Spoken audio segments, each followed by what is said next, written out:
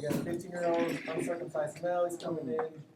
His foreskin is being stuck in front of his penis, partially blocking his urine stream. What is the most likely diagnosis?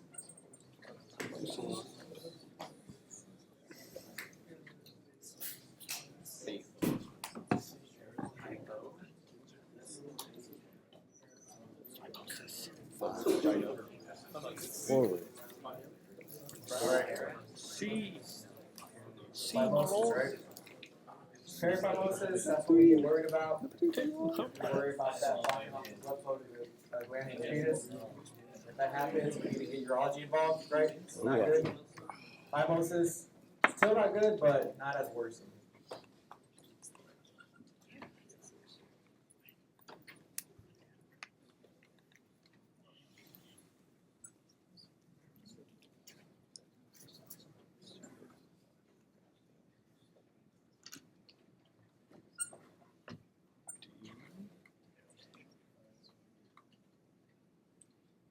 Remember, we got kids and we got little kids, less than one, and then we got the older folks who come in with this. One we don't care about really, this should go away. The other one we do care about. torsion.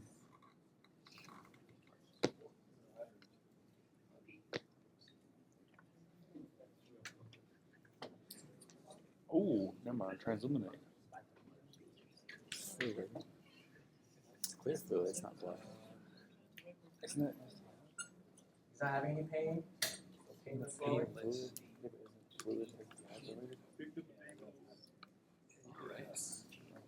Thinking hydrocele, right? So if somebody had a torsion, it's going to be painful.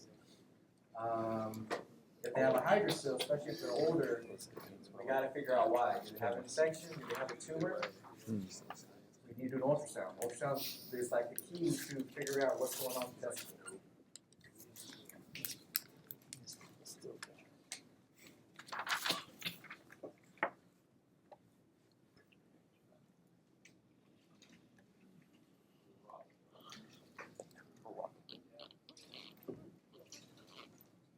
Pretty easy, right? If they have prostate cancer, they may not have urinary symptoms because that tumor is growing at the posterior aspect, and unless it starts to invade that prostate, they may not have symptoms initially. So BPH typically is going to grow around that urethra, and if it does, it's going to start compressing that urethra. And so they're going to be peeing, and it's going to be hard to pee, or it's going to be a slow flow, or they're going to have dribbling. Versus prostate cancer, typically you're going to feel that nodule when you do that DRE. It should have an elevated PSA. BPH can also have an elevated PSA, so that's why you got to get that history of figuring out, do your exam and make sure you don't feel that nodule. Even if it's elevated, even if you think it's BPH, this is just real life, you think it's BPH and PSA is elevated, you should still send them to urology to make sure it's not prostate cancer. Cool. On the hydrocele, it mentioned the right side. Varicocele is the only one that truly is like stand out, like the right side is worse. Yep. Yeah, you worry about what?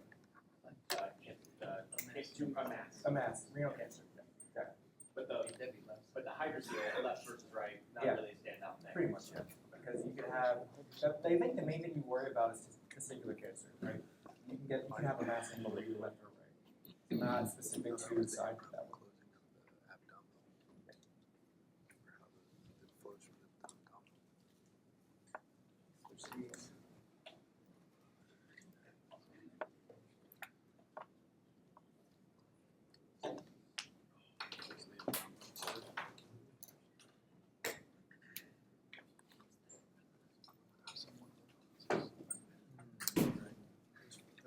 Before I forget too, if I am your counselor, come see me during the break, please, so we can do our counseling real quick and have you sign your forms, okay?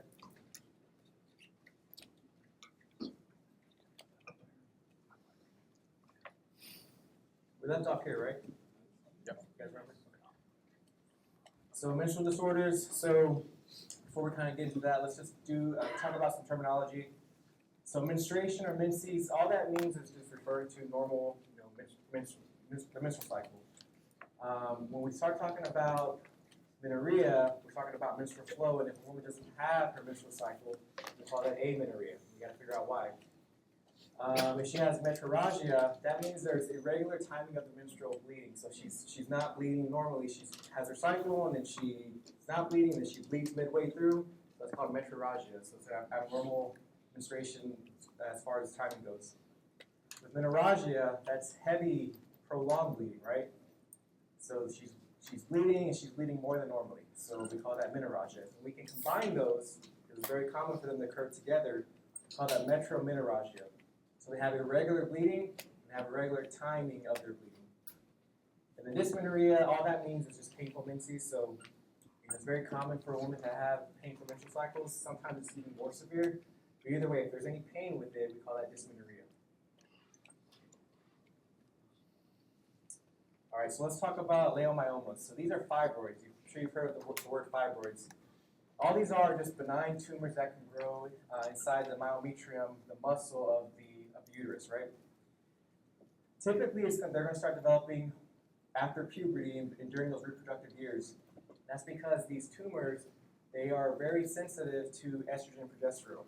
So as that woman is releasing estrogen and progesterone throughout her cycles, it's going to cause those tumors to start to grow. It's more common in black females versus whites, and that's been the case whenever I've seen this in practice. I mean, definitely white women can have this, but more common in blacks. And the thing with this is that it really depends on the size of the tumor, because sometimes if these tumors are really, really big, you can actually feel them through the abdomen. When you're doing your physical exam and you're pushing on the abdomen, you can feel like this hard mass. It kind of feels like the woman's pregnant, but sometimes they're really small, right? It just depends on how sensitive and how fast those tumors grow, just based on how you can feel those. If they're really small, she may not have any symptoms, and so you may be doing some type of workup for something else, an ultrasound for something else, or maybe a CT of the abdomen, and they can pick it up potentially.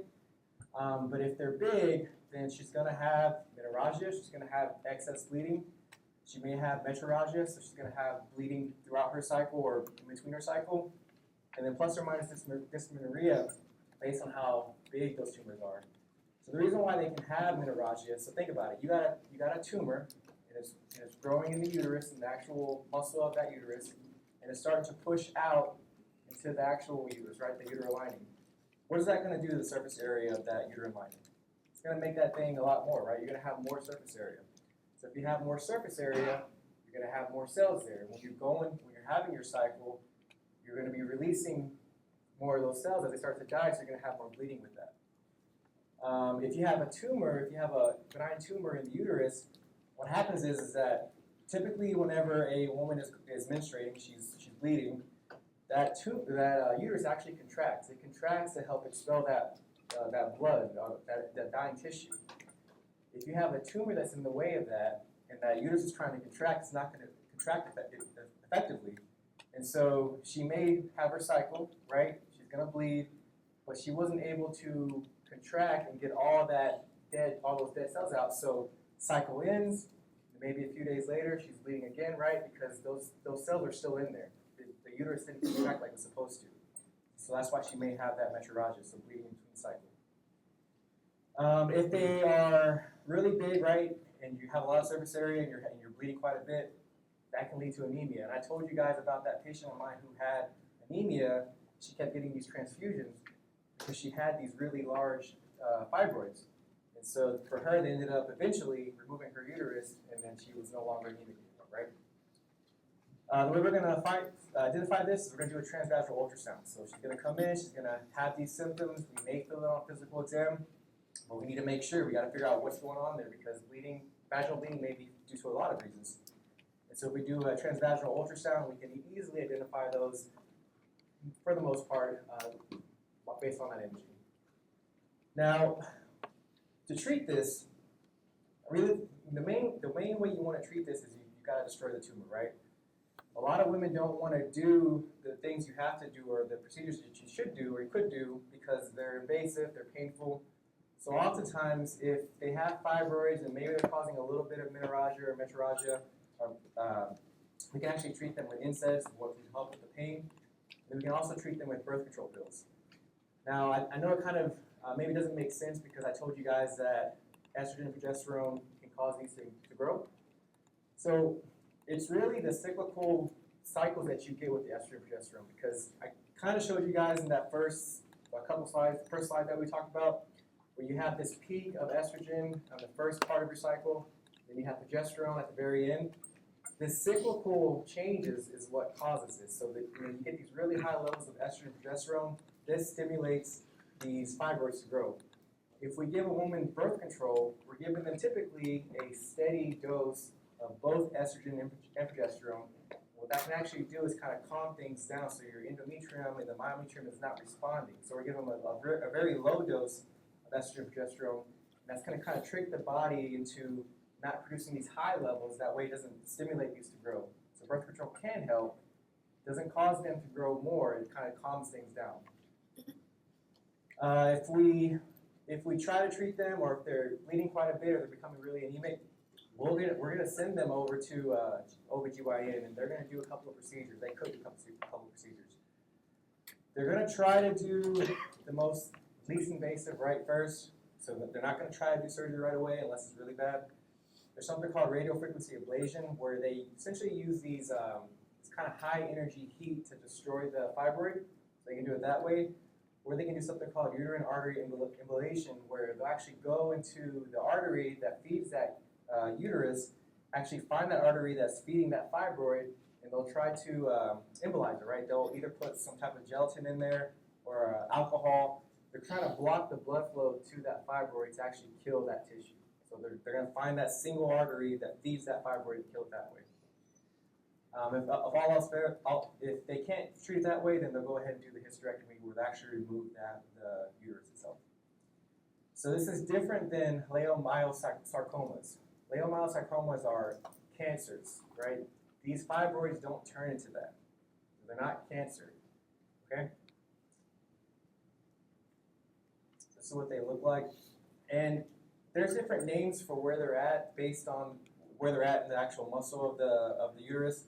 Don't have to really know that, just know that these tumors are growing in the muscle, and they can cause some issues there. I mean, look at that one on the right. Think about if you had those size of tumors. Those are pretty big, and you definitely would probably feel that on physical exam.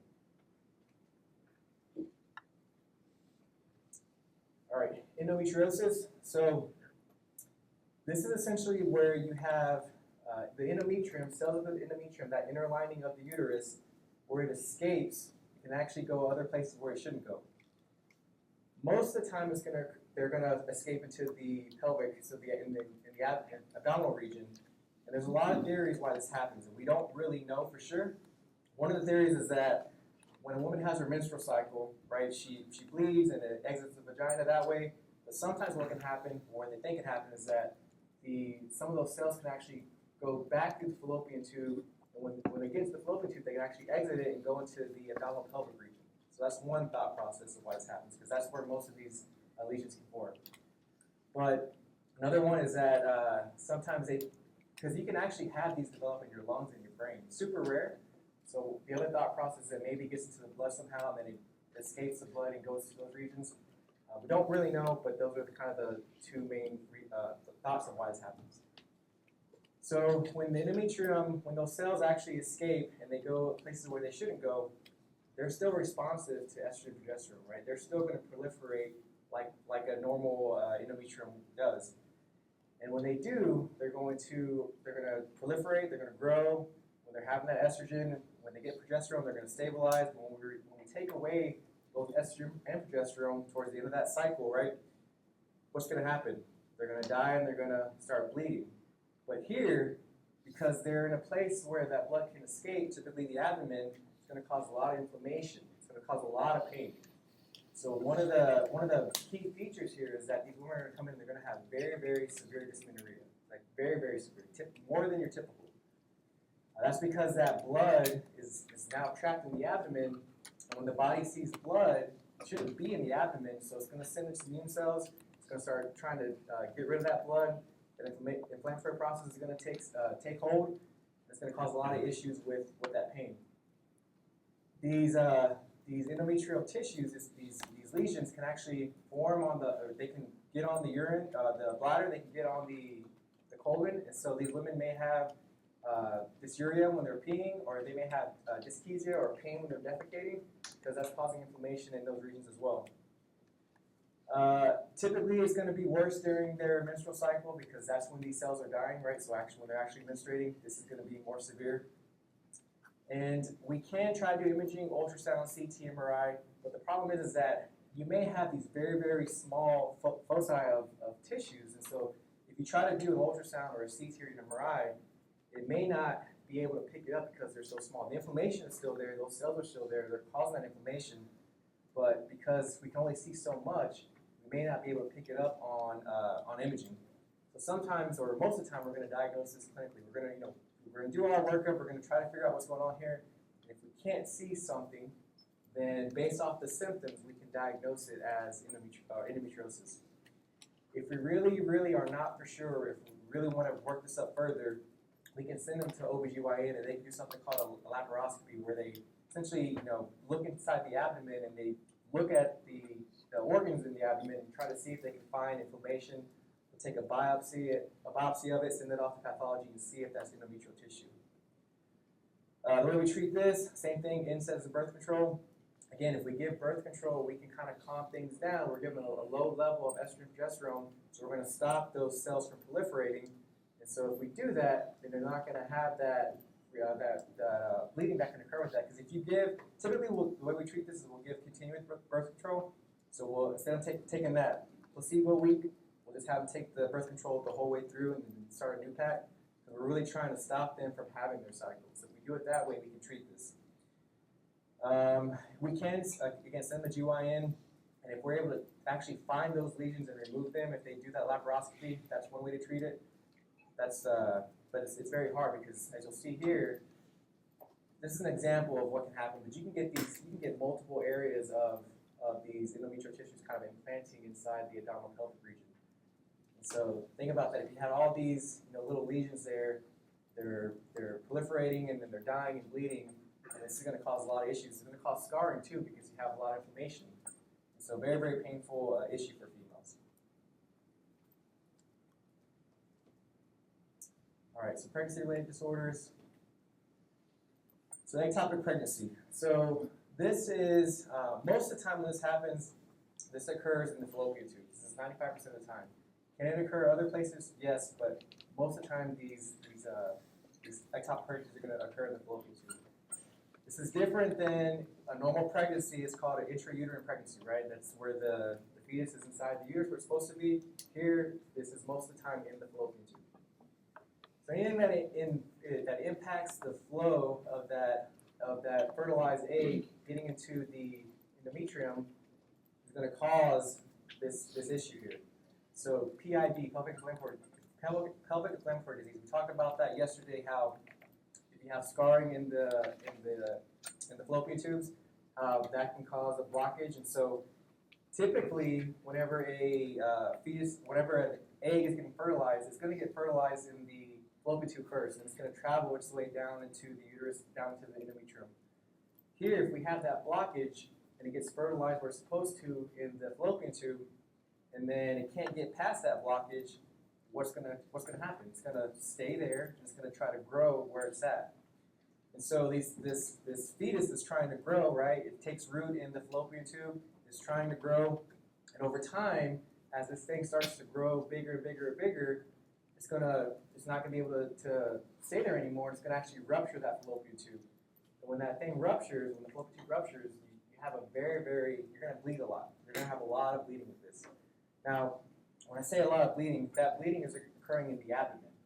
Will you have vaginal bleeding? Yes, you will have vaginal bleeding, but most of that bleeding is occurring in the abdomen. So it's not uncommon for a patient to come in with this, and they're having pain, and they're having maybe a little bit of vaginal bleeding, but then you go and you do that ultrasound, and you see a lot of blood in the abdomen. That's where most of that blood bleeding is occurring. They're going to have pain, lower abdominal pain, pelvic pain, because one, if it did rupture, that blood is very irritating to the organs, so it's going to cause that kind of pain. Also, too, as this thing is growing, it's going to be painful. They may have signs of hypovolemic shock, especially if they're having a lot of hemorrhage going on. You want to make sure, for any woman who comes in with any type of abdominal complaint, no matter what it is, it's a very safe approach to make sure they're not pregnant, right? Because what these women they'll come in, they'll say, hey, I'm having, maybe it hasn't ruptured yet. Maybe you're just having pain from that fallopian tube increasing in size from that pregnancy. So you check, you do a pregnancy test, you get a positive test, and then you do an ultrasound, and you don't see anything inside of the uterus, right? So you got to make sure that if that happens, you're checking the fallopian tube too to make sure that they don't have an ectopic, which most of the time they're going to do. They're going to do that typically as part of this workup. If they have an ectopic, you got to send them to OBGYN. That's the safest thing to do. There's different ways of treating this. They can actually give them a medication to help pass this. Or if it's too big, or if they're actually bleeding, if it actually ruptured, then they're going to do surgery to try to correct this. Bottom line is we got to get them to OB pretty quickly so they can treat this, especially if they're having hemorrhaging. Then I think that makes sense.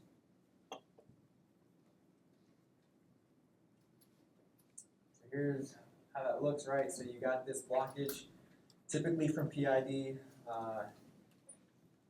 can't progress past that blockage, and so it's going to start, trying to form there. Over time, it's going to grow, and then eventually grows too big and it ruptures.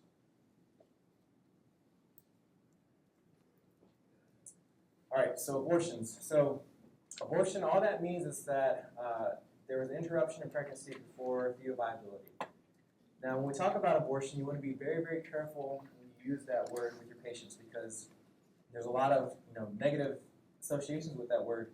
So typically, when we talk about this with patients, we don't say abortion, we say miscarriage, right? We know what that means, but we want to make sure that we're talking to our patients and not, this is a very sensitive subject. Now, when this happens, there's a lot of reasons why people have miscarriages, right? It could be from genetic reasons, it could be from health-related issues, there's a lot of reasons. And OBGYN will talk with you about kind of all those reasons there. But when we classify abortions or miscarriages, we have three things that how we classify them. A complete abortion is where they have vaginal bleeding. In all these cases, they're going to have vaginal bleeding. But a complete abortion is they're having vaginal bleeding, and it depends on where you catch this at, because it may be towards the end, and so that vaginal bleeding may be resolving. When you do your physical exam and you're checking and you're looking at the cervix, that cervical os, which is that opening into the cervix, it's going to be either closing or it's going to be fully closed. So it just depends on where you catch that. When you do an ultrasound, you're not going to see any type of pregnancy or any type of tissue inside the uterus. And so we call that complete passage of Protestant conception. So there's not going to be anything in the uterus. After about a month or two, their cycle is going to come back to normal, and we just make sure that they're getting the help that they need, and just make sure that they're doing well. For an incomplete abortion, still they're going to have vaginal bleeding, but when you check that, when you do a physical exam and you look at that cervical os, it's going to be open. It's going to be open because if you do that ultrasound, you're going to see that there's still tissue there, either the placenta or the fetus, depending on where we're at with this. With this one, we want to make sure that we are getting OB involved because we have to make sure that that tissue passes. If it doesn't pass, the woman's at a very increased risk for developing infection. And so they may give them medications to kind of help, pass along the tissue, or they may do something called a D&C, it's called dilatation and curettage, where they'll essentially go in there and remove tissue for the patient.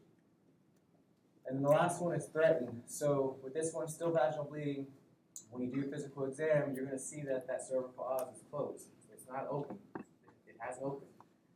When you do your ultrasound, there's going to still be a pregnancy inside the uterus, and there's not going to be any passage of any tissue. Now with this one, there's a lot of things that can cause this, and so we've got to make sure we're going to get OB involved right away. And OB is going to monitor these patients, and they're going to watch them closely in case they actually go through a complete abortion, or maybe not, right? This just depends on kind of what the cause is, but bottom line is OB is getting involved with this. They're going to take over the care of this patient. We're just going to get them over to them. Whenever somebody has a threatened abortion, typically what they'll do is we will check their HCG levels, because typically, I repeat the ultrasound, because typically HCG is going to double. It's going to double in the value every 48 to 72 hours. So we're checking that. If we start to see that it's not doubling or start to decline, that tells us that maybe the fetus is not going to survive. So but that's one of the things we'll do in the meantime as we're waiting to get the patient to OB. But most of the time, they're going to present to the ER, and then we're going to get them to OB pretty quickly. Alright, so neoplasms, different types of cancers. So vulval cancers, so these are cancers of the vulva. These are typically found in your older females, and they're typically from squamous cell carcinomas, and we'll talk about squamous cell and all, those types of skin cancers when we talk about skin issues. But there are squamous cells at the vulva. HPV is a big risk factor for this. So if a woman has ever had an HPV infection, she's at increased risk of developing vulvar carcinomas. These are relatively rare though, right? We do a pretty good job on seeing our patients, making sure that we're doing our physicals on them, so we can catch these pretty quickly. But if a woman doesn't come in to have her her yearly exam, then you may not catch this. So that's why this is part of that exam. We're actually doing a public exam. We're making sure not only externally but internally that everything looks fine. You'll see that these are essentially a type of skin cancer. So they're going to have these warty white-looking plaques called leukoplakia on the vulvar region, and then we're going to send them over to GYN to biopsy it just to figure out what's going on there. Because there are other skin conditions that you'll learn in dermatology that can look very similar, and so the biggest thing you need to do is biopsy and kind of see what it is, and then based off that depends on kind of how far they'll treat this. Cervical cancer, so this is definitely stuff that we're going to do, you guys are going to do in clinic as far as making sure patients don't have this. So this is actually pretty rare now. It used to be a very common cancer, but because we do such a good job on doing our well woman exams and making sure we're screening for this, it's actually pretty rare. Most of the time this is actually going to occur in women who don't have their pap smears. HPV is the biggest risk factor for this, the HPV virus. There's actually a vaccine called the Gardasil 9, which covers for the most common causes of not only cervical cancer, but also genital warts too. And we actually can give this, we start to give this around when somebody's a child before they get exposed to HPV. But risk factors for this are sexual intercourse. This is typically how HPV is spread from one to one another. If you have multiple sex partners and you're not using condoms, I think that makes sense. And then if you have other STIs. So STIs, they love to come in pairs, right? And so if somebody has chlamydia, gonorrhea, syphilis, we don't typically just check for chlamydia, gonorrhea, or syphilis. We check for all the STIs that we can to make sure that they don't have another co-infection. The way we're going to treat it, or actually screen for this, is the Papa Nicolau or the Pap smear. This is what we do. This is what women get every 3 to 5 years, depending on your age. And what that does is we're taking this special tool, this brush, and we're just taking cells from the cervix, sending it off to pathology, and then we're looking for dysplasia, those premalignant cancer cells, or premalignant cells. If we find dysplasia, that kind of depends on the severity of dysplasia, so how severe is the dysplasia? That depends on kind of what we do further. If there's another thing we can do, so if we do a pap smear and we see a significant amount of dysplasia, then we're going to get them over to OB, and they're going to do something called a colposcopy.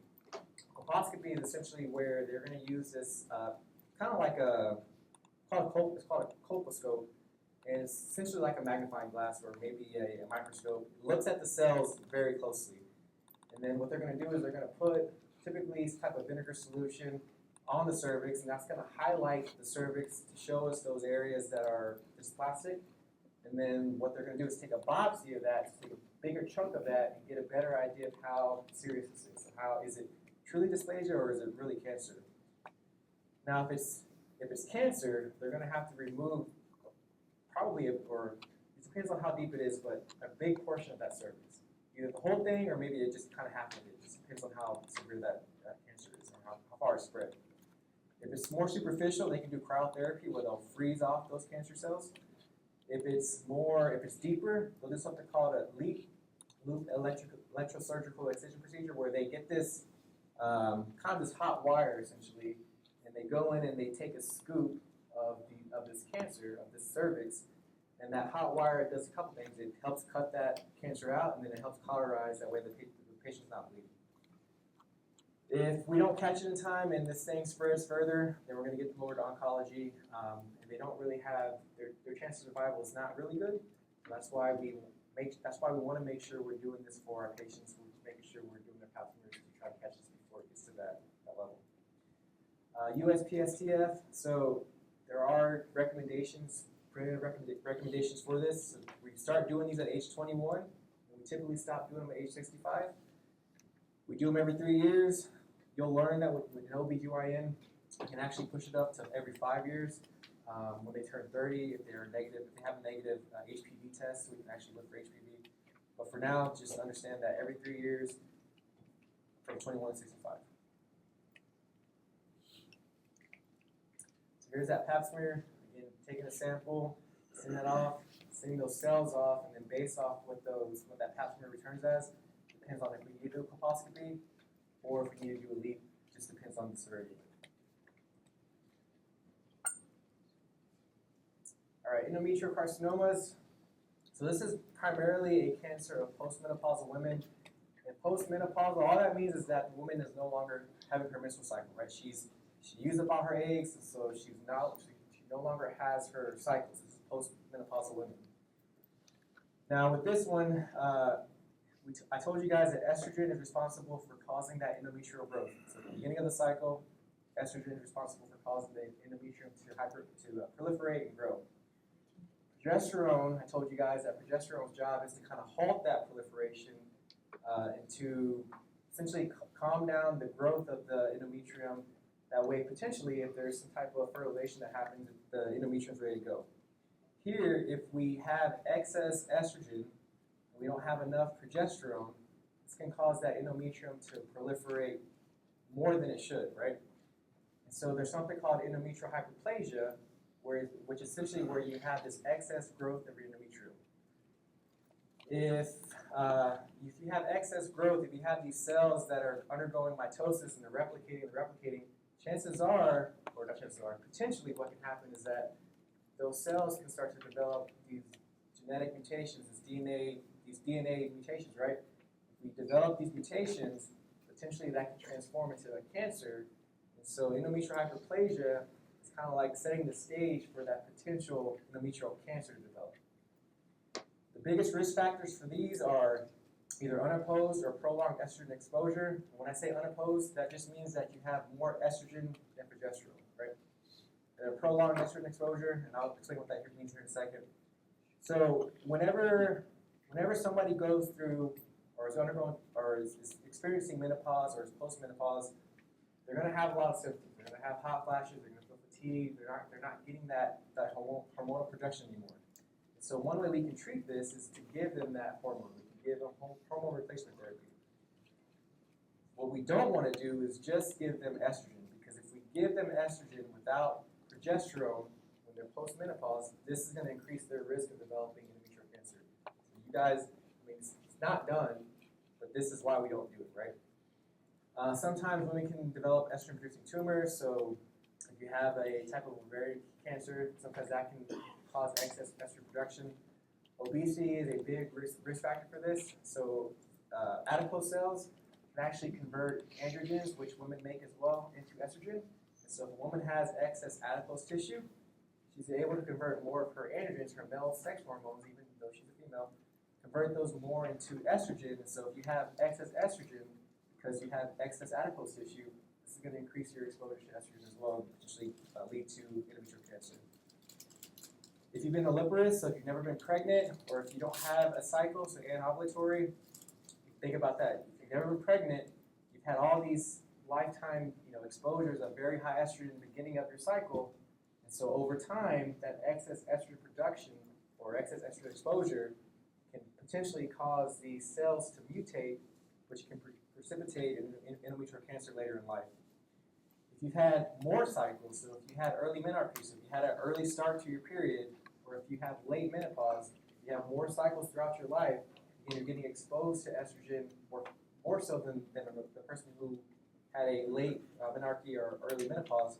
So again, it's that prolonged estrogen exposure, which is the biggest risk factor for that. Protective factors, so if you've been pregnant, when you're pregnant, you make a lot of progesterone. So that's going to counteract that estrogen exposure that you're also making, so that's protective. So the more progesterone you're exposed to, the more protective it is.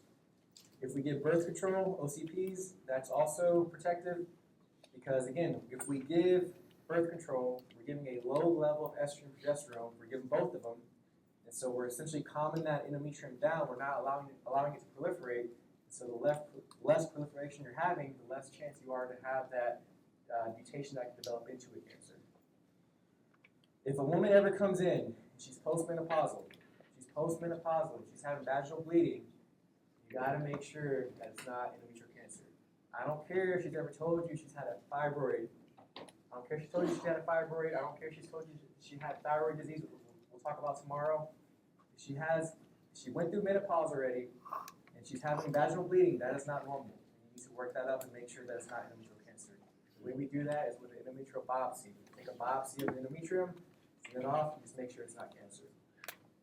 If it is cancer, we're going to remove the uterus, hysterectomy, and then depending on the severity, how much it's spread or not, typically either chemo or radiation.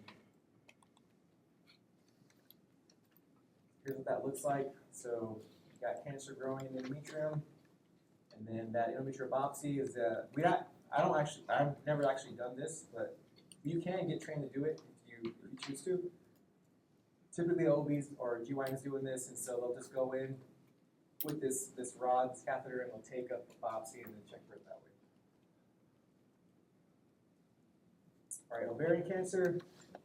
So this one is very deadly, and the reason why it's so deadly is that it's very, very hard to pick up. It's very, very hard to actually identify. So by the time we actually find somebody who has ovarian cancer, most of the time it's already metastasized. So the problem here is that the most common type of ovarian cancers, they're called epithelial tumors. So they're the cells that actually cover the outside part of the ovary. So every time that a woman has her cycle, right, every time she ovulates, when she's ovulating, that follicle releases that egg at the outer aspect of the ovary. And when that happens, that's going to cause some damage on the outer aspect or the outside portion of the ovary. And what the body has to do is it has to repair that damage, right? So it has to proliferate to try to repair that break that happened. Over time, the more of these cycles you have, the more ovulation you have, the more damage you're going to have, which means the more repair you're going to have. And every time a cell proliferates or actually replicates or undergoes mitosis, there's always that chance where it can develop a mutation which can develop into a cancer. So the more ovulation she has, the greater risk she is for having ovarian cancer. So risk factors for this, if you've never been pregnant, I think that makes sense. Unless you're using birth control, if you've never been pregnant, you're going to have more cycles, you're going to have more ovulation, and so you're going to have more repair and damage. If you've had early menarche or late menopause, same kind of concept. You've had more cycles, more ovulation periods, so more repair cycles, more damage cycles. If there's a family history of ovarian cancer, especially if they have the BRCA mutation, the BRCA. So the BRCA gene, there's actually two, BRCA1 and BRCA2, and they're essentially genes that encode for DNA repair. So when DNA is damaged, these genes can actually, they make proteins that can actually repair that. If you have a mutation in either BRCA1 or BRCA2, you don't make those proteins, and so when you have that DNA damage, you can't repair it. If you have DNA damage, potentially you're going to have a mutation which can develop into a cancer. So that's why this BRCA mutation is associated with ovarian and breast cancer. These patients, they're going to have vague GI complaints, so that's how typically they're going to present. They're not going to come in saying, "Hey, my ovaries hurt." They're going to have this kind of nausea, maybe some bloating, distension. And that's typically due to either the cancer cells spreading to those organs that are in the abdomen, or that tumor actually getting too big and starting to push on those organs, like the colon, so they may have constipation. If it's big enough, when you're doing your bimanual exam, when you're doing your pelvic exam, when you're checking the uterus and the ovaries on each side, if it's big enough, you may feel it. Typically, when you're doing that exam, you're not going to feel anything, right? So when you're checking the ovaries, in real life, typically you don't feel anything. If you feel something where those ovaries should be, that's not normal. Typically you can't feel them. So if you feel a mass there, you got to be concerned that maybe there's something with ovarian cancer. The way we treat this, we got to take out the ovaries, so we do something called a total hysterectomy, bilateral salpingo oophorectomy. So essentially what that means is that we're taking out the uterus, we're taking out the cervix, we're taking out the fallopian tubes, we're we're taking out the ovaries. Because those ovarian cancers like to spread into the fallopian tube, into the uterus, so to be safe, they're just gonna remove the whole thing. They may not, depending on how old the patient is, how severe it is, and if the patient wants to become pregnant. Then again, this is mostly a older person disease, so by that time, they're just gonna say, let's be safe, let's take out everything, and this, hopefully, if we catch it in time, will prevent this from spreading, but that's the hope. The hope is that you gotta catch it early. So here's what I was talking about. So you can see here, you got this picture of this normal ovulation. You got these follicles, and then over time, they release the ovum. This thing is going to try to heal, and when it heals, it should heal normally, but with repetitive healing and damage and healing and damage, you can develop these mutations, which can later turn into a ovarian cancer and potentially have a worse outcome. All right, questions about that? No? You guys need a break? Yeah, let's take a break. You guys are tired.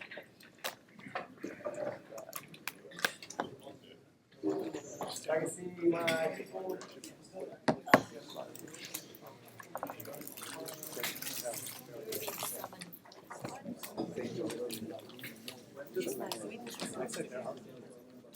Grab on.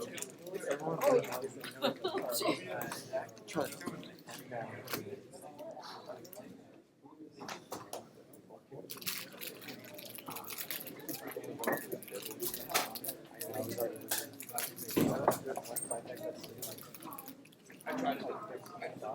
Oh, the rest is cool.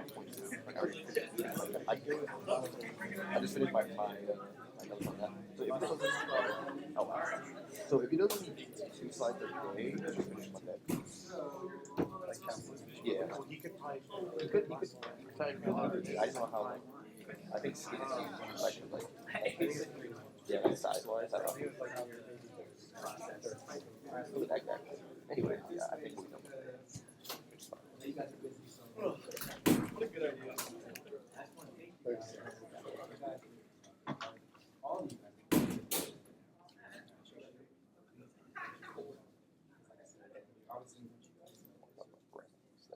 Better you do. Here.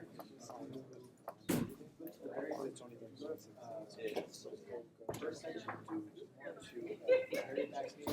I'm talking about all of chest today, or all of abdomen, and then by Friday, I can do much whatever you and in the background, I always knock out my pharmacy. So I use like at least one rep of pharmacy. The rest of the set until Tuesday and Friday. Yeah, so I do that. Oh, yeah. Look at this.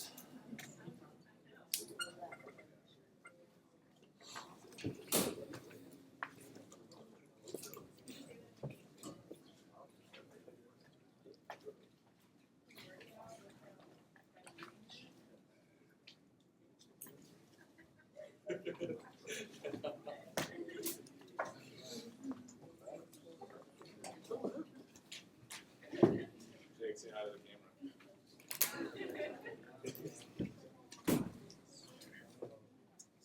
I did this Sunday, so I don't have your grace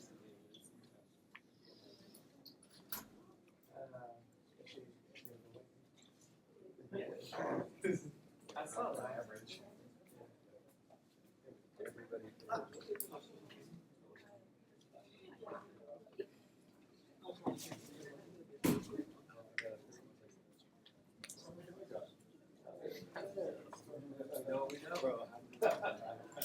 I want to know who got the class fire.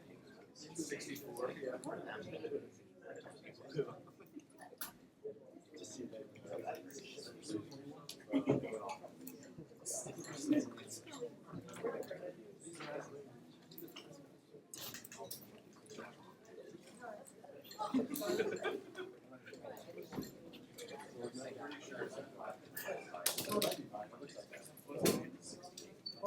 Whoever they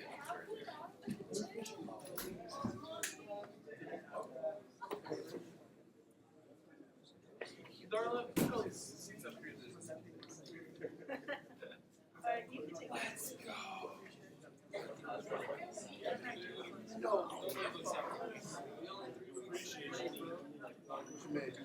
Can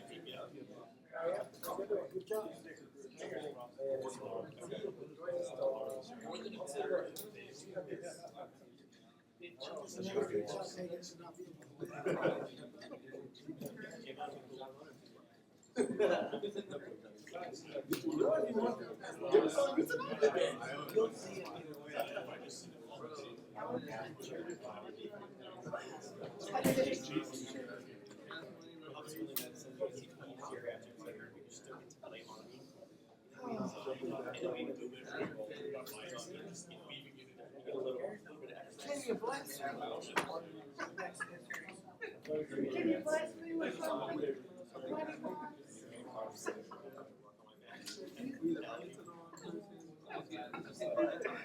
Dude, I am so glad that you reminded me.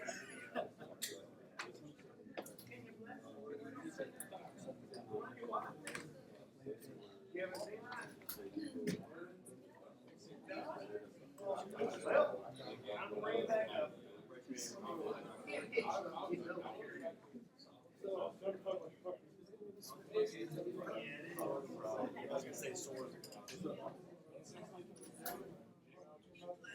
You heard that, bro?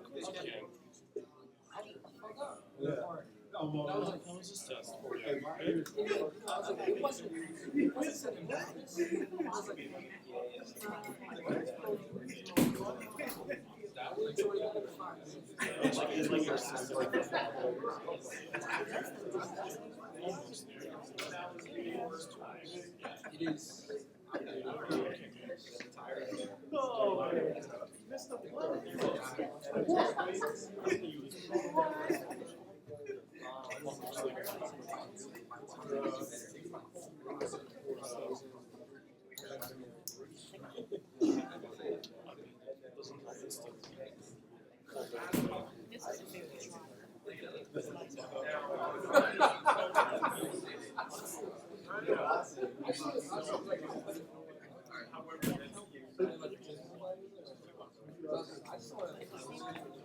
I just text Stacey here. So I'm like, I'm really gonna try to make it. No. I'm gonna tell him flat out now. I got stuff I gotta study. I gotta figure out what an X-ray is. I got shit to do, sorry, dude. I didn't know the person.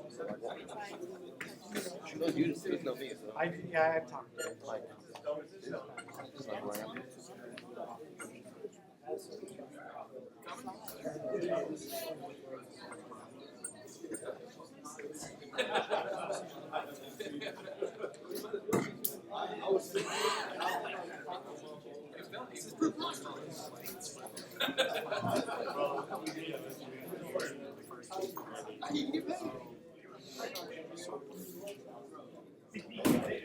No way.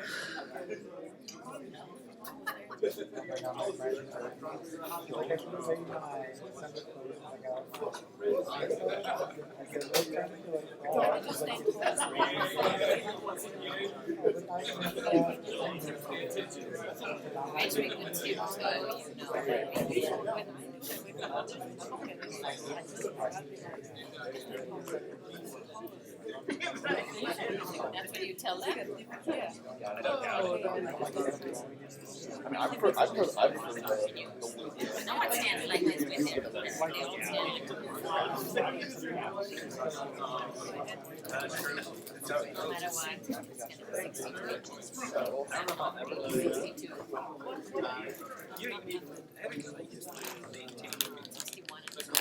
I saw an article on that. It's talking about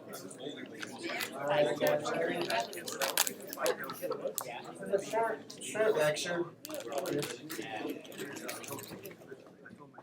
About 22 slides. So. All right. so moving on to the breasts. So just a quick A&P review. So breast tissue. So you have your mammary glands, which are arranged in lobules. These are the glands that are actually going to make milk-producing glands, and that's the main purpose of breast, is for the production of milk, right? Whenever they're have a child, that's their main function. These lobules are drained by something called lactiferous ducts. These lactiferous ducts drain to the nipple. These ducts and the lobules, they're very responsive to hormones, estrogen and progesterone. So whenever a woman is having her cycle, she's going to have more breast development, especially during puberty as well. This is when that typically starts to form. The rest of the breast is typically composed of adipose tissue, fats, and accessory ligaments, especially this Cooper's ligament. This Cooper's ligament, its main job is to support the breast. So it goes from the skin all the way to the pectoral fascia, anchors there. So its job is to help support the lobules, the fat. And this Cooper's ligament, this is going to be very important when we talk about breast cancer, so just keep that in mind. Typically, during puberty, this is when the woman starts having her menstrual cycle and starts ovulating and starts making estrogen and progesterone in that cyclical fashion. The breasts are going to enlarge. After menopause, when she's no longer making estrogen and progesterone like she used to, very, very little levels, that glandular tissue is going to start being replaced with fatty tissue. So you start losing these lobules, you start replacing that with fat. Also, there's a lot of lymphatic drainage. So this is why when we're doing breast exams, we're checking those axillary lymph nodes, because cancer loves to spread to those lymph nodes. So part of your breast exam is not only the breast, but also checking the lymph nodes of the axilla. There are also parasternal lymph nodes. The problem with these is that these are where they kind of sit right in the sternal region. The problem with these is that they're super deep. So whenever you're checking for breast cancer, you can't really check those because they're deep within the ribs. All right, so congenital anomalies. So several of them. So we got polythelia.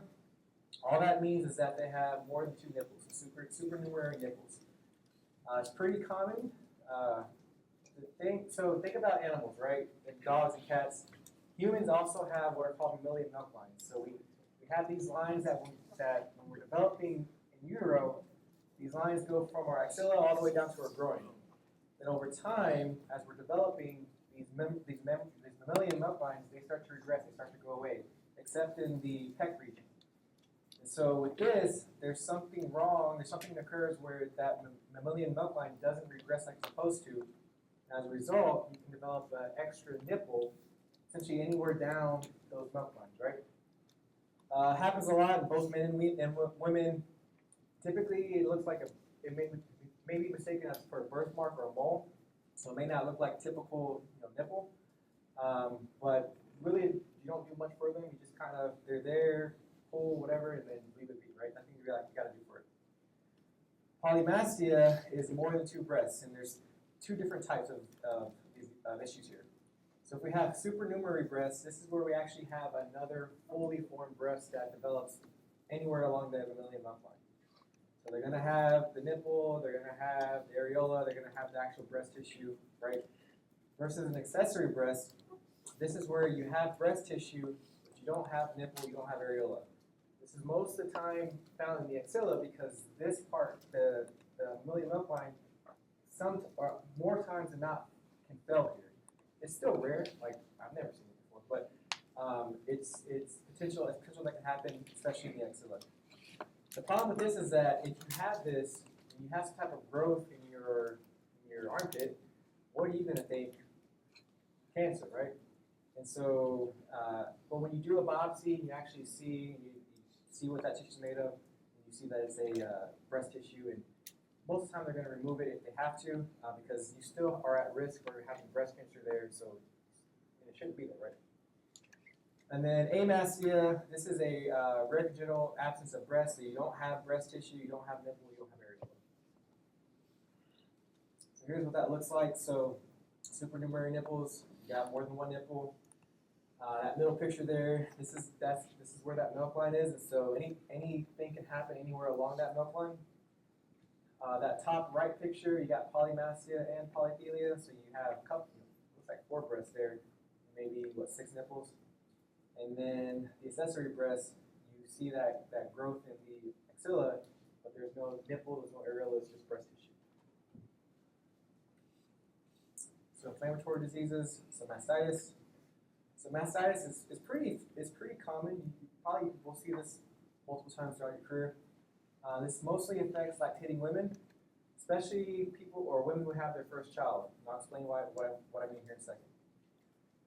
But the reason why this happens is that when a woman is breastfeeding, if she does not completely empty her breast of that milk, then there's going to be milk in those ducts, right? And milk has what? It has sugar in it, essentially. And bacteria love sugar. And so you have normal bacteria on the breast.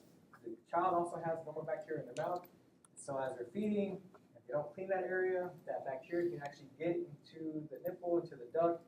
And if there's milk still there that didn't fully expel, well, now you just gave this bacteria food to eat for days, right? So these bacteria are going to proliferate and they're going to cause an infection in the breast. So we call that mastitis.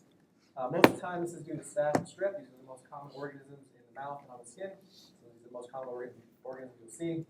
And the reason why it's the first child versus the second is because what happens when a baby is crying in the middle of the night? Start lactating. You're gonna feed it, right? You're gonna get up and you're gonna feed it. You're gonna take it out of its crib, or maybe it's sleeping with you, whatever. And you go and you feed it, and you're tired. It's 2 or 3 a.m. in the morning, and maybe the baby doesn't fully, drink all the way, and then you fall asleep, and so now you got this area where it's not clean. The milk never fully let out, and so women will experience this during their first child, and then they'll learn from this and say, hey, and I'm not going to make this mistake again. And so typically after the second birth, after the first episode of mastitis, they're going to not do things that are predisposing to this. On physical exam, the breast is going to be erythematous, it's going to be red, it's going to be swollen because you have an infection there, you have a lot of inflammation. That breast is going to be very painful, so when you're doing your physical exam, pushing on it is going to cause this patient a lot of pain. And also too, especially if the woman doesn't know, she's not going to want to feed from that breast because it hurts her. And so that breast is engorging with milk, which is going to put a lot of pressure there and cause more pain. So you got infection and you got increased milk, I don't know, what's the word? You have more milk there, and so that's going to cause that engorgement and cause pain. Fever, usually mild to none. When I've seen it, it's typically I haven't really seen fever with this, because most of the time they're going to come in before that starts to happen. We're going to treat this with antibiotics and warm compresses. By doing warm compresses, we're going to help kind of dilate those ducts and help push out that milk. But the big thing here is that you want to tell the woman to continue breastfeeding. She should continue breastfeeding. We want to get that milk out of there. She still has the infection, that's fine. We're going to put her on antibiotics, that's fine. We got to get that milk out of there. So you want to make sure that she continues to breastfeed from that breast. It's not going to hurt the baby. And then we're going to educate them, make sure that they're cleaning their nipples, make sure that they're feeding from both breasts, and make sure that they're actually getting all the milk out versus just stopping prematurely. So here's what that looks like. So that upper right case, you can definitely see that thing is red. It looks painful. That lower one, that's very subtle. So you may catch it when it's at that stage, and you may not really notice that erythema, so you got to make sure you're paying close attention to that, because it may not be as obvious as that top right picture. All right, hormone-induced changes. So gynecomastia. So this is when men start to develop breast tissue, so smell breast enlargement. There's several kind of key ages that I want you to think about here. So a newborn male, it's not uncommon for a newborn male to have gynecomastia, because when the child is in the mother, that estrogen can cross the placenta, and so this estrogen is what stimulates this. And so when the child is born, they may have gynecomastia, but over time, as that estrogen starts to get degraded, that gynecomastia will go away. So we just kind of watch that and just tell the parent, hey, it's going to get better, just give it some time, and it does. Teen and young males, this is typically triggered by puberty. It could be unilateral or bilateral. So during puberty, that's when we start making a lot of testosterone, right? But the testicles can actually make estrogen as well. And when estrogen outpaces testosterone, when you're making more estrogen than testosterone, you can have gynecomastia during the puberty years. And so most of the time, if we give it time and we allow that person just to kind of develop, that testosterone is going to outpace the estrogen, and that testosterone is going to stop this excess estrogen production and cause that gynecomastia to go away. So if we give them time, typically 6 months to a year, it's going to go away. Now, in your older males, right, you have to figure out what's causing this, because that's not typically normal. Obesity can cause this, because I told you guys that fat cells can convert androgens into estrogen. And so if somebody's overweight, they're making more estrogen, and so that could be a cause of gynecomastia. If you have liver cirrhosis, so you got somebody with who's an alcoholic, or maybe they have hepatitis or whatever, that liver is responsible for breaking down estrogen, and so if we're not able to do that correctly, they can develop gynecomastia that way. If they have a tumor that's secreting estrogen, so the testicles and adrenal glands love to make tumors that secrete estrogen. And so that's one of the things that we look for in our older men when they start developing gynecomastia, is like, are you having some type of cancer that's developing? And oftentimes, one of the things you want, these patients are coming in because they don't want this, right? So they're going to come in because they want this removed. Typically, before you send them to a general surgeon is going to have the list of labs you have to order to rule out secondary causes. So this is one of those that we check for to make sure they don't have a cancer that's producing estrogen. Klinefelters, we talked about that one during the first block. And then cimetidine, Tagamet, that's an H2 blocker. That's what we use to treat heartburn. It's on the market. I don't know why. I don't ever prescribe it. But that medication is known to cause gynecomastia. So just gotta be careful if you prescribe that one. Like I said, newborns and teens, we'll monitor it. Most of the time it's gonna self-resolve. For a mature male, we gotta find the cause. We gotta do a workup. We gotta figure out what's causing gynecomastia. Really, we wanna make sure that's not a cancer. And then based off that, typically we'll send them to surgery to get this removed. Here's what that looks like. So you got the child with gynecomastia, and you got this teenager here in the middle, and then up top, a little older person with, I don't know, it's kind of young, but they ended up doing surgery for this kid. All right, fibrocystic changes. So this term used to be called fibrocystic breast disease. That's how I learned it, but they changed the name to fibrocystic changes because they don't want to associate it with the disease. So here, some women are more sensitive, their breast tissue is more sensitive to estrogen and progesterone.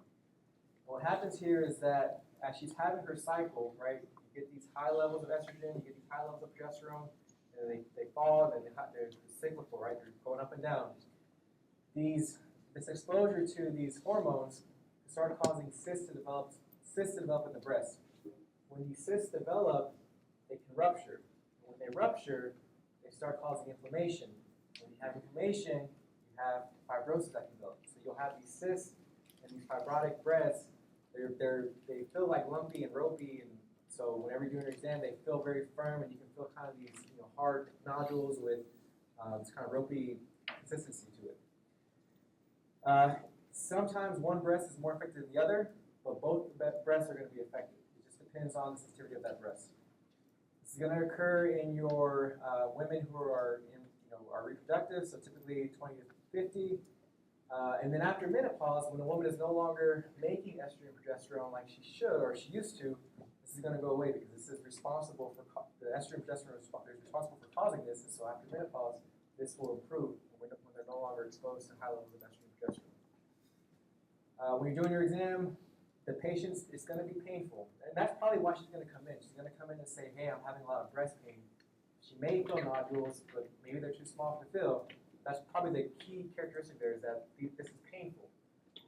When you're doing your breast exam, you're going to feel that lumpy, ropey consistency on exam, and this typically gets worse right before they have their cycle. So when you're asking that question to your patient, "Hey, you're having breast pain. Is there a time during your cycle when this is worse?" If they say right before their menstrual cycle, that's a key characteristic that maybe this is some type of fibrocystic change.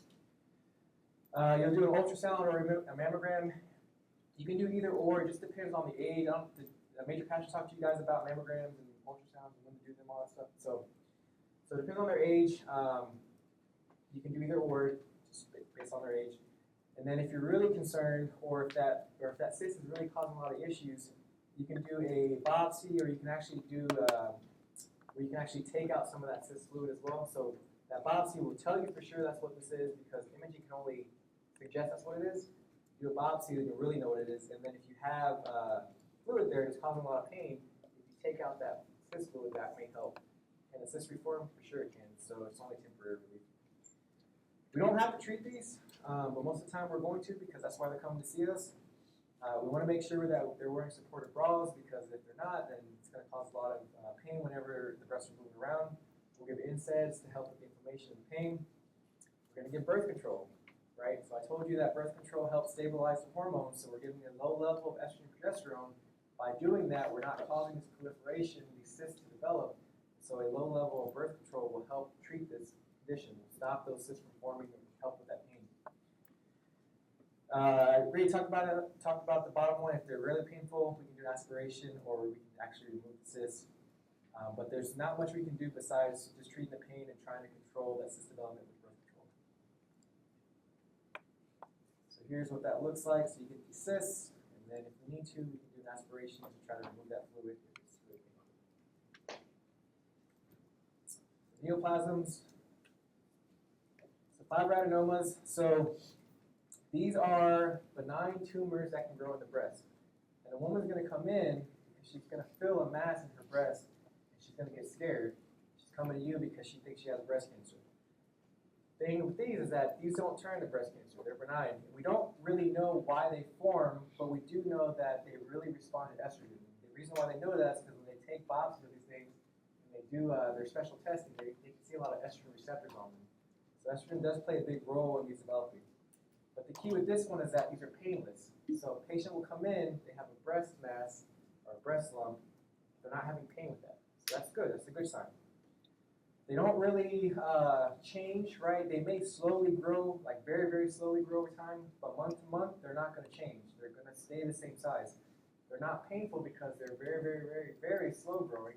And so kind of like the lymph nodes I talked about, when you have something that slowly grows, you allow things to adapt, you allow things to stretch out, so you're not causing that pain that can happen. And so these are not going to be painful. When you do your exam, this nodule, this mass is going to be freely mobile. So I told you that cancer, back on block 1, cancer, when you touch cancer, it's not going to move. It's invading the tissue. Here, because this is a benign tumor, remember that capsule that forms around benign tumors? This thing is mobile. When you push it, it's going to move back and forth. It's not going to be stuck to the breast. So that's another good sign. Ultrasound or mammogram, depending on the patient's age, can help you figure out what's going on here. Sometimes, this thing at the bottom it says biopsy or excision for suspicious tumors. Sometimes, imaging can give us a really good picture of what's going on. Sometimes imaging doesn't help us, right? Sometimes the radiologist will say, hey, this kind of looks like fibroadenoma, or it looks like cancer.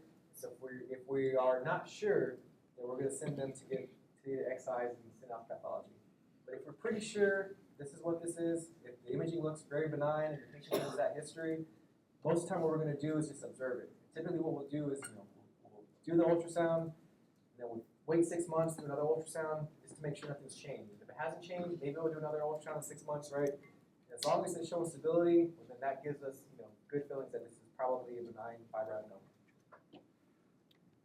Most of the time they'll regress after menopause. I think that makes sense because we're not making estrogen, and so that's going to cause this thing to regress. Here's what that can look like. So you got this mass of tissue that grows in the breast. And you see here on the picture on the right, this person has multiple. That's not typical. That's not common. Most of the time it's just 1 or maybe 2.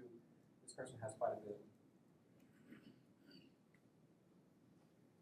All right, breast cancer. So most of the time when a woman comes in and she has a concern for a lump, she's concerned that she has breast cancer, right? And we need to be concerned she has breast cancer too. Because until we do our workup, in our mind, it should be breast cancer as well.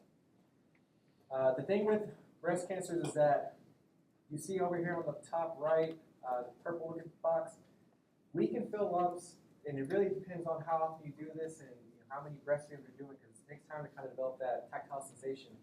We can typically feel lumps that are 2 to 2.5 centimeters in growth, right? When you do a mammogram, this can pick up much, much, much smaller tumors that we can't appreciate. That's why mammograms are super important, because we do breast exams, great, that's good. We can only pick them up to a certain degree.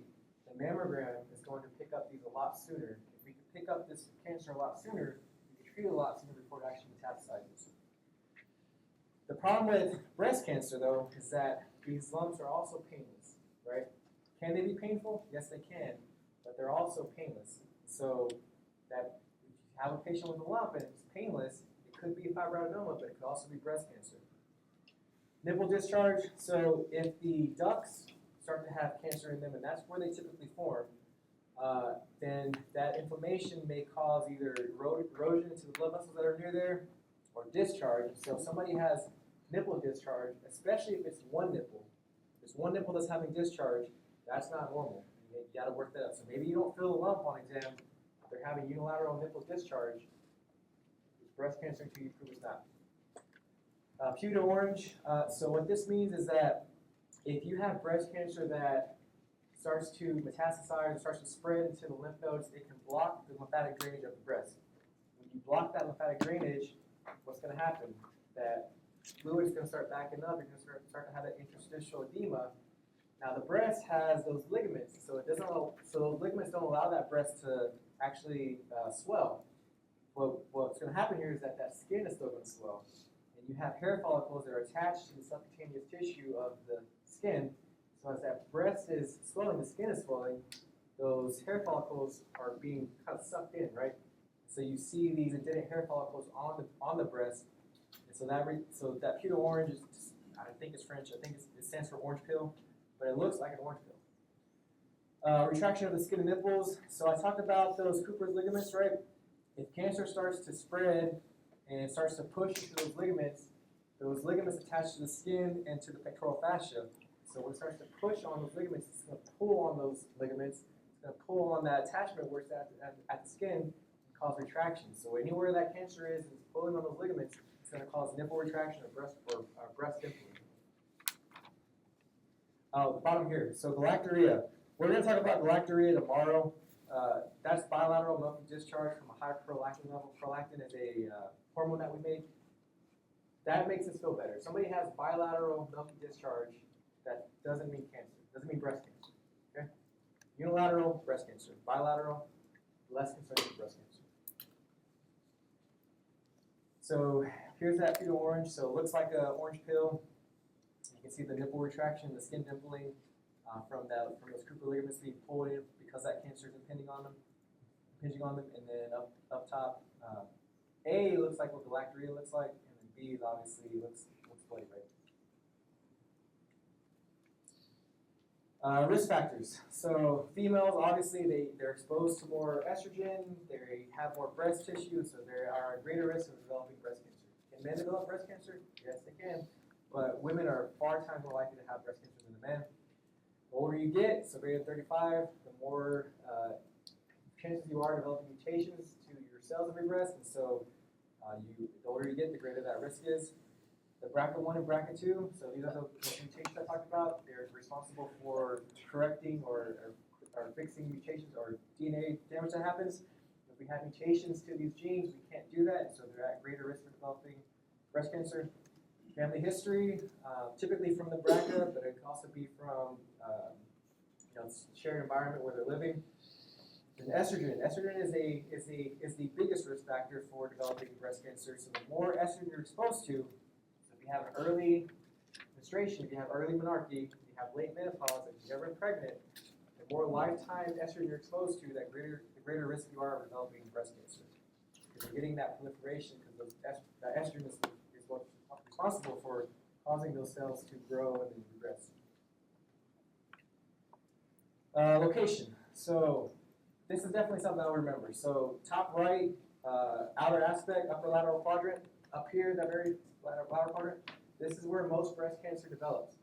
So when you're doing your physical exam, you got to check all the breasts, but you got to pay extra attention to this area because here you got something called the tail sphinx or the axillary tail. You got breast tissue, and then some of that breast tissue goes up into the axilla. And so if you're not checking that area, if you're not really inspecting that area, you may miss the breast cancer, and that's where most of this stuff develops.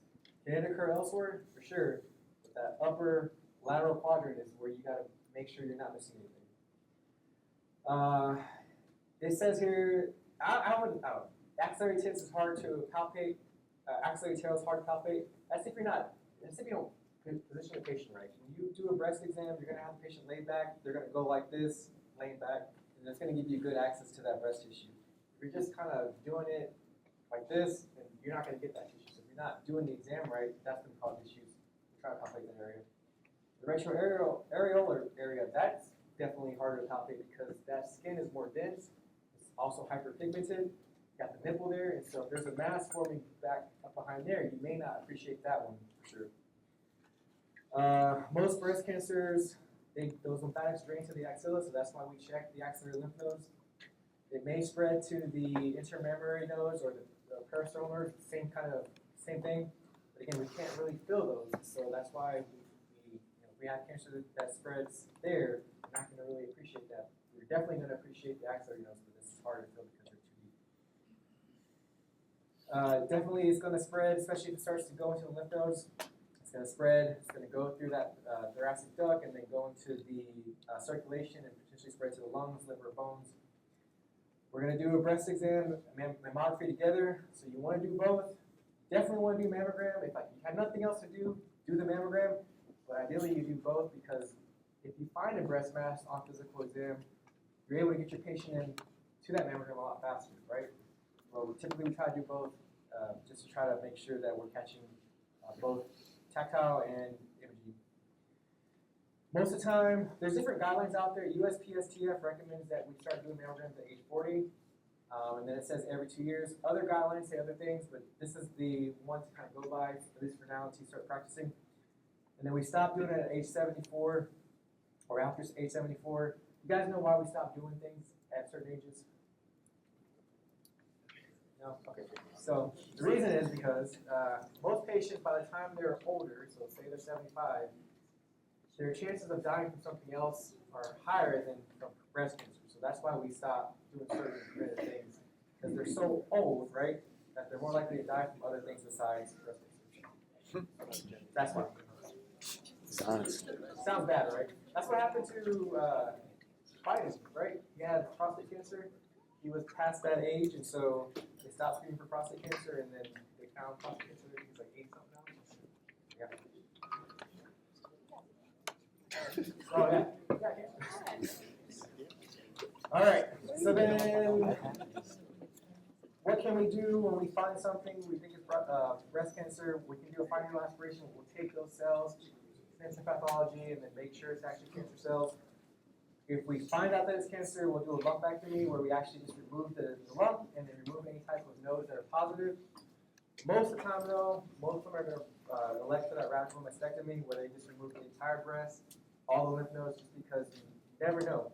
I'll tell you a quick story and we're done here. So I was in phase 2 doing my surgery fellowship, or not fellowship, my surgery rotation, and they were doing surgery on a patient who had breast cancer.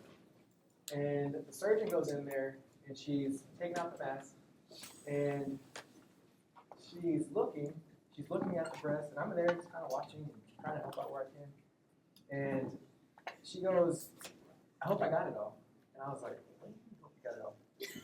Because these cancer cells are so small, right? She was doing a lumpectomy. The patient elected for a lumpectomy. And so there's always that risk that if you don't remove that entire breast, maybe you miss something, right? So that's why a lot of women kind of go towards that radical mastectomy versus lumpectomy. But I don't know if she got it all. But, oh, all right, that's it.